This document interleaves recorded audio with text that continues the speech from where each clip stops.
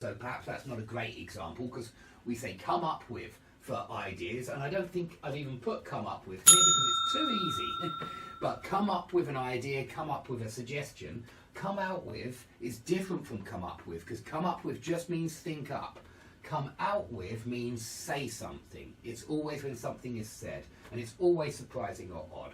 So maybe let's forget idea. He came out with an idiotic remark in the meeting. You couldn't say came up with there. You don't come up with a remark. You come out with a remark. So remark works very well, but any other speaking kind of noun will work very well there because it's a spoken thing. It's not a thinking thing like come up with. Okay, come up to your high standards. When something meets your high standards, it comes up to your high standards. It reaches your high standards. So come up to high standards, but don't forget something lives up to your expectations. So live up to expectations, come up to high standards. They collocate differently, but they're very similar, and they both have up to in there. Okay, if you don't believe what somebody says, you can say, come off it, come on, I don't believe that, come off it, come on. They're very common, meaning you are incredulous. You don't believe what that person has said.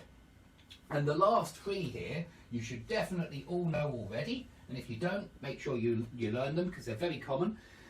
When some new restrictions are placed in a certain area of law, that means the authorities are clamping down on that area of law. They're coming down hard on drug dealers. They're cracking down on street crime. They're clamping down on prostitution. Could be anything, but it means they're getting stricter with that particular area of law.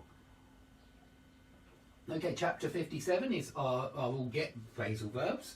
If you say, what did you get up to at the weekend, it just means what did you do at the weekend, okay? And that's very common. I very often ask students, what have you been up to? Or what did you get up to at the weekend?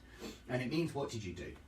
But there is a sense of naughtiness with this, especially if you use it for children. If you say, what are the children getting up to upstairs? That sounds like, what are they doing? What naughty activity are they up to? I think for the Russian students, it's a little bit like, что ты творишь? Yeah, что ты творишь? What kind of naughtiness are you creating up there? The next one, get your act together, and it's got to have your in there. I think I've missed that, as I often do. Get your act together. It means pull yourself together. Be a man, or a woman, but it can be used for both sexes, certainly. But it means pull yourself together. Don't fall apart. And so basically fortify yourself, strengthen yourself, because the future is going to be difficult. You're going to come up against all sorts of difficulties. And so get your act together so you're ready for the future. Sort yourself out would be another way of saying it. Sort yourself out, pull yourself together. So that you're ready for the future. Fortify yourself. Okay, if you only just manage to get by, it means you only just manage to survive. And don't forget scrape by as well, because that means the same thing. If you say, I didn't have much money when I was a student and I only just managed to get by, you can say, I only just managed to scrape by, same thing. It means you just managed to survive on the little amount of money that you had. Perhaps you lived by eking things out. There's another good phrasal verb, to eke out something. I know I certainly did, and it means, I'm not sure I've spelt that one right, eke out. I'll have to check on my computer in a second. But when you try to drag out or draw out how long something lasts, you eke it out. You could eke out the tomato ketchup by putting it upside down and making sure all the tomato ketchup goes to the bottom, and that means that you use all of the sauce and not just maybe 90% of the sauce. So you're eking something out by making sure it lasts as long as possible. You're drawing out your supplies of that particular product. Okay, you can also say get by on or scrape by on, meaning live on some particular. This one's transitive, this one's intransitive. I just gave you two examples where you only just got by at university. It's intransitive, no object. This one has an object. You can say, when I was at university, I got by on beans and eggs and chips. Probably be quite true for myself, but I scraped by on, you can also say, meaning I lived on that substance, that product, that piece of food or whatever, and that was what helped me survive. But please remember all these other related phrasal verbs: live on, live off, prey on, survive on, feed on, even feed off. And it's hard for me to give you a difference between feed off and feed on, and between live on and live off. To me, they sound really, really similar, even though they have the opposite prepositions there. So you can live off your friend's generosities, your friend's generosity.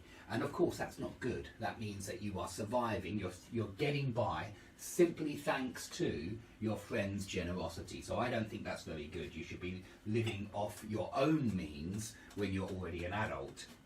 And you could say you live on your friend's generosity. So I don't see much difference between those two, and the same with feed off and feed on. They're both very common and very often used.